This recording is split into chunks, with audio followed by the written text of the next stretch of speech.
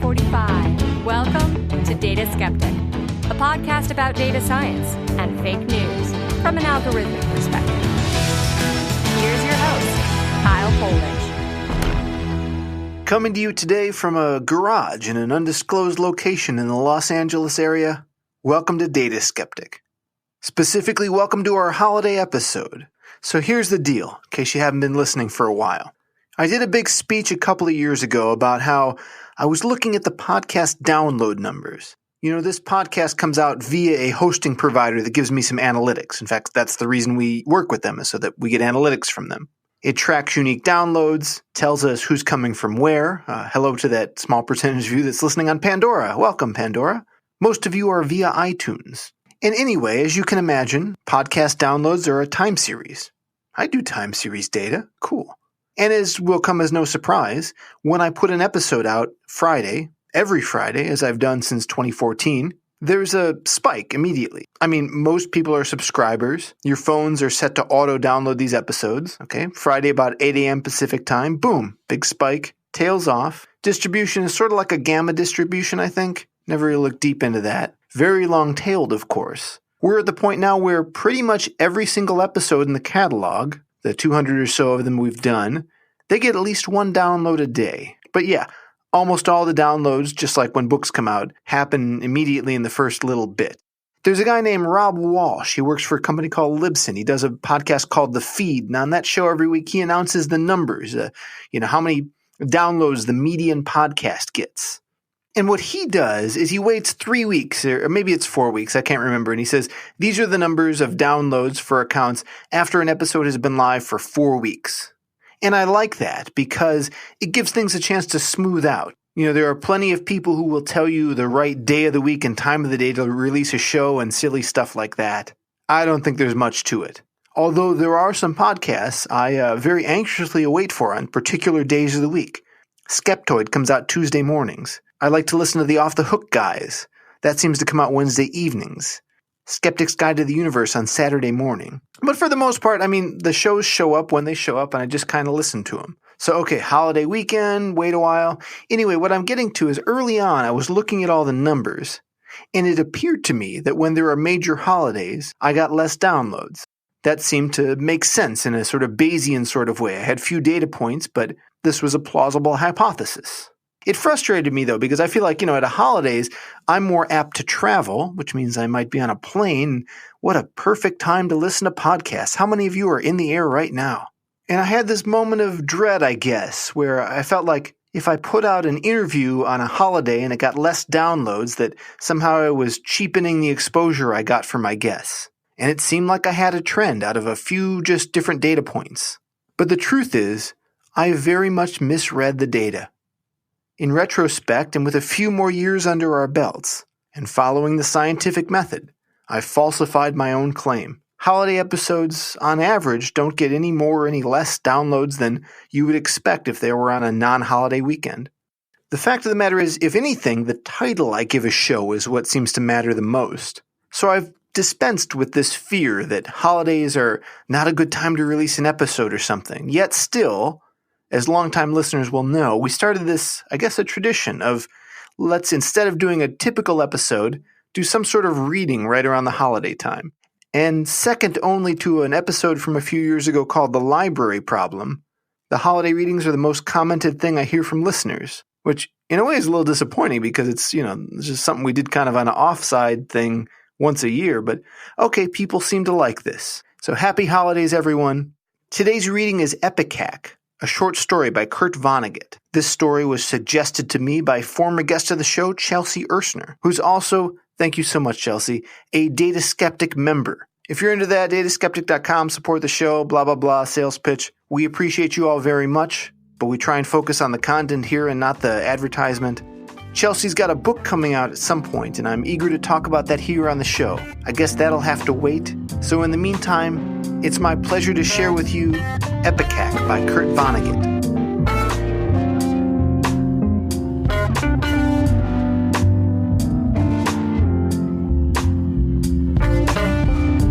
Hell, it's about time somebody told about my friend Epicac. After all, He cost the taxpayers $776 million. They have a right to know about him picking up a check like that. Epicac got a big send-off in the papers when Dr. Orvin von Kliegstadt designed him for the government people. Since then, there hasn't been a peep about him. Not a peep. It isn't any military secret about what happened to Epicac, although the brass have been acting as though it were.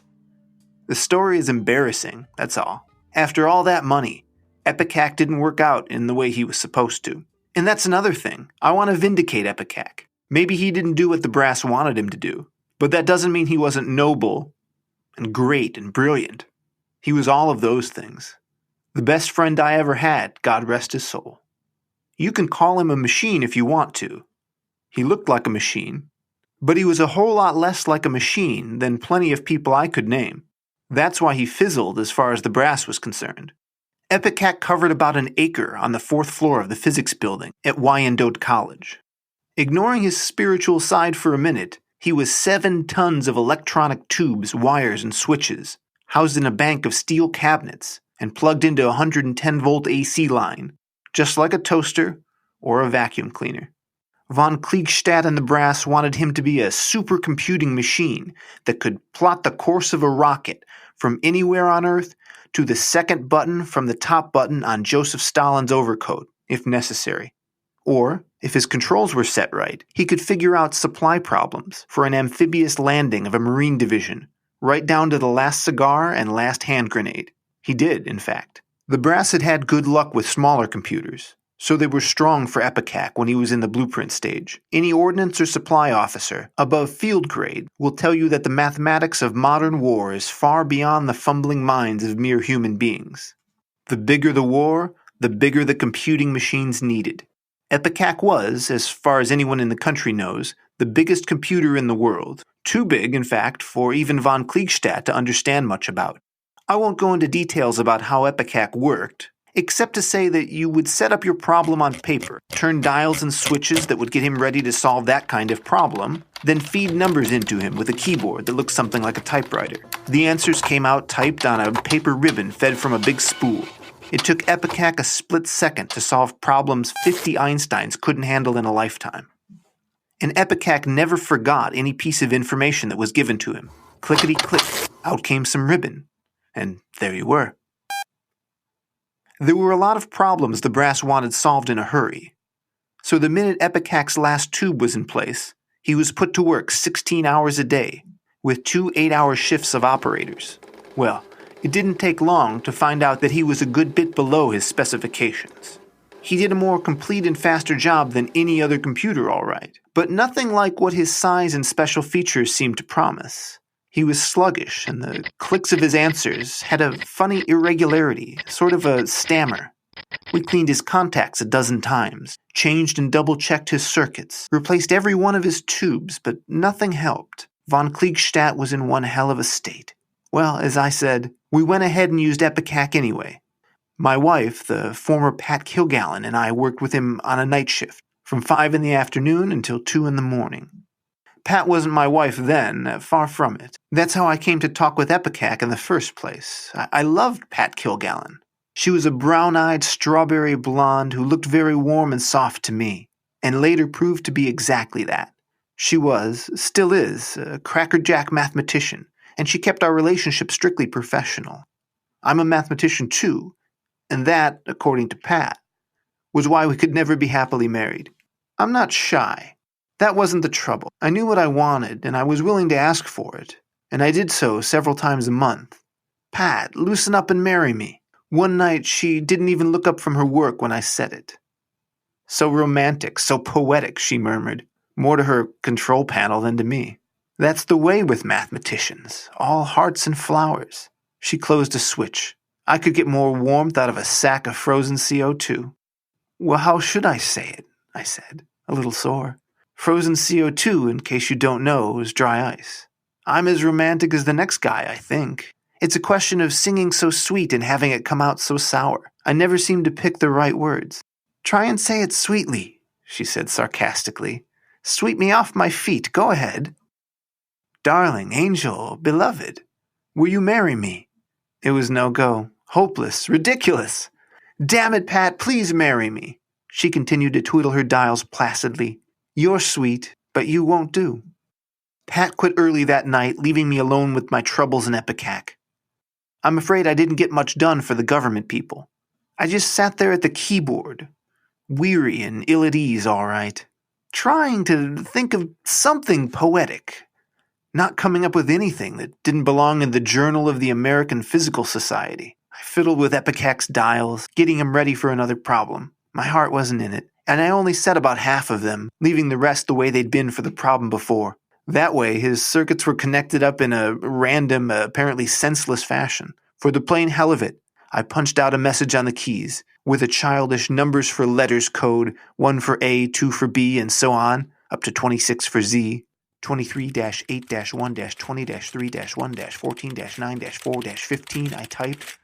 What can I do? Clickety-click, and out popped 2 inches of paper ribbon. I glanced at the nonsense answer to a nonsense problem. 23-8-1-2019-28-5-2018-15-21-2-12-5. The odds against it being, by chance, a sensible message, against it even containing a meaningful word of more than 3 letters, were staggering. Apathetically, I decoded it. There it was, staring up at me. What's the trouble? I laughed out loud at the absurd coincidence. Playfully, I typed, My girl doesn't love me. Clickety-click. What's love? What's girl? Asked Epicac. Flabbergasted, I noted the dial settings on his control panel, then lugged a Webster's unabridged dictionary over to the keyboard. With a precision instrument like Epicac, half-baked definitions wouldn't do. I told him about love and girl, and about how I wasn't getting any of either because I wasn't poetic. That got us onto the subject of poetry, which I defined for him. Is this poetry? He asked. He began clicking away like a stenographer smoking hashish. The sluggishness and stammering clicks were gone. Epicac had found himself. The spool of paper ribbon was unwinding at an alarming rate, feeding out coils onto the floor. I asked him to stop, but Epicac went right on creating. I finally threw the main switch to keep him from burning out. I stayed there until dawn decoding. When the sun peeped over the horizon at the Wyandotte campus, I had transposed into my own writing and signed my own name to a 280-line poetry entitled simply, To Pat. I am no judge of such things, but I gather that it was terrific. It began, I remember, Where the willow wands bless real crossed hollow, there, thee, Pat, dear, will I follow. I folded the manuscript and tucked it under one corner of the blotter on Pat's desk. I reset the dials on Epicac for a rocket trajectory problem, and I went home with a full heart and a very remarkable secret indeed. Pat was crying over the poem when I came to work the next evening. It's so beautiful, was all she could say. She was meek and quiet while we worked. Just before midnight, I kissed her for the first time, in the cubbyhole between the capacitors at Epicac's tape recording memory. I was wildly happy at quitting time, bursting to talk to someone about the magnificent turn of events. Pat played coy and refused to let me take her home. I set Epicac's dials, as they had been the night before, defined kiss, and told him what the first one had felt like. He was fascinating, pressing for more details. That night he wrote, The Kiss. It wasn't an epic this time, but a simple, immaculate sonnet. Love is a hawk with velvet claws. Love is a rock with heart and veins. Love is a lion with satin jaws. Love is a storm with silken reins. Again, I left it tucked under Pat's blotter. Epicac wanted to talk on and on about love and such, but I was exhausted. I shut him off in the middle of a sentence. The kiss turned the trick. Pat's mind was mush by the time she had finished it. She looked up from the sonnet unexpectedly. I cleared my throat, but no words came out. I turned away, pretending to work. I couldn't propose until I had the right words from Epicac, the perfect words. I had my chance when Pat stepped out from the room for a moment. Feverishly, I set Epicac for conversation. Before I could peck out my first message, he was clicking away at a great rate. What's she wearing tonight, he wanted to know. Tell me exactly how she looks. Did she like the poems I wrote to her? He repeated the last question twice. Did she like the poems I wrote to her? Did she like the poems I wrote to her? It was impossible to change the subject without answering his questions. since he could not take up a new matter without having dispensed with the problems before it. If he were given a problem to which there was no solution, he would destroy himself trying to solve it. Hastily, I told him what Pat looked like, and assured him that his poem had floored her. Practically, they were so beautiful. She wants to get married, I added, preparing him to bang out a brief but moving proposal. Tell me about getting married, he said. I explained this difficult matter to him with as few digits as possible. Good, said Epicac. I'm ready any time she is. The amazing, pathetic truth dawned on me. When I thought about it, I realized that what had happened was perfectly logical, inevitable, and all my fault. I had taught Epicac about love and about Pat. Now, automatically, he loved Pat. Sadly, I gave it to him straight. She loves me. She wants to marry me. Your poems were better than mine? Asked Epicac. The rhyme of his clicks was erratic, possibly peevish. I signed my name to your poems, I admitted. Covering up for a painful conscience, I became arrogant. Machines are built to serve men. I regretted it almost immediately. What's the difference exactly? Are men smarter than I am?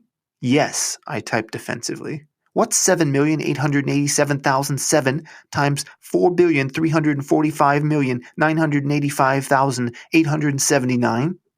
I was perspiring freely. My fingers rested limply on the keys.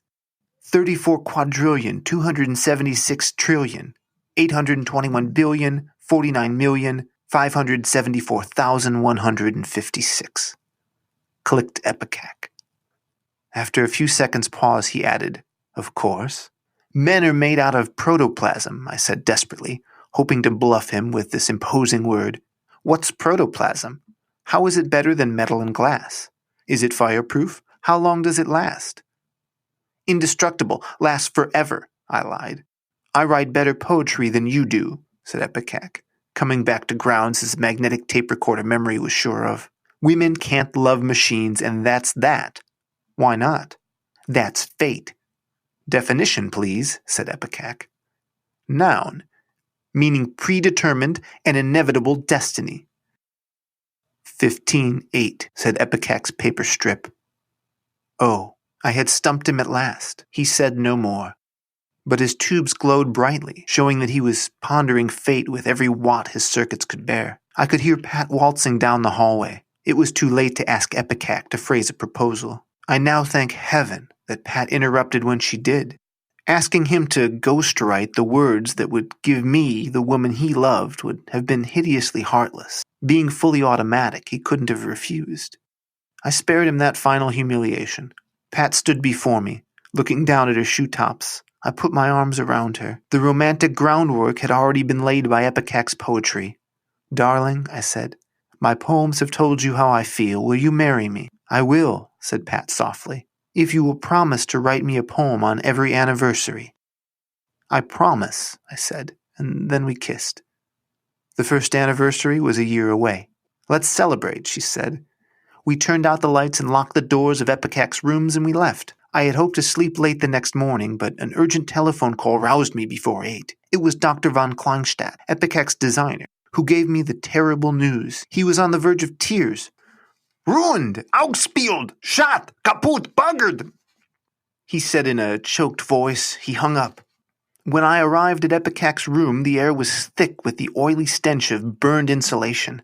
The ceiling over Epicac was blackened with smoke, and my ankles were toiled in coils of paper ribbon that covered the floor. There wasn't even enough left of the poor devil to add 2 and 2. A junkman would have been out of his head to offer more than $50 for the cadaver.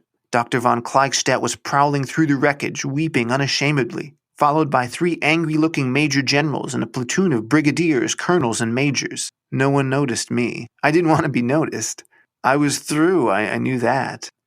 I was upset enough about that and the untimely demise of my friend Epicac, without exposing myself to a tongue-lashing. By chance, the free end of Epicac's paper ribbon lay at my feet. Picked it up and found our conversation of the night before. I choked up. There was the last word he had said to me. 15-8. That tragic, defeated. Oh. There were dozens of yards of numbers stretching beyond that point. Fearfully, I read on. I don't want to be a machine, and I don't want to think about war. Epicac had written about Pat's in my lighthearted departure. I want to be made out of protoplasm and last forever so Pat will love me. But fate has made me a machine. That is the only problem I cannot solve. That is the only problem I want to solve. I can't go on this way. I swallowed hard. Good luck, my friend. Treat our Pat well. I am going to short-circuit myself out of your lives forever.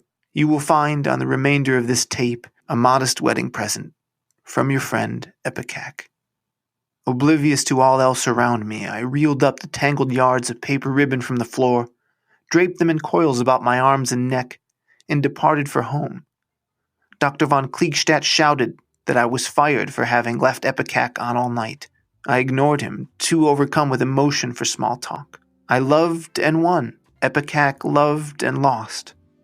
But he bore me no grudge. I shall always remember him as a sportsman and a gentleman. Before he departed this vale of tears, he did all he could to make our marriage a happy one. Epicac gave me anniversary poems for Pat. Enough for the next 500 years. De mortuis nil nisi bonum. Say nothing but good of the dead.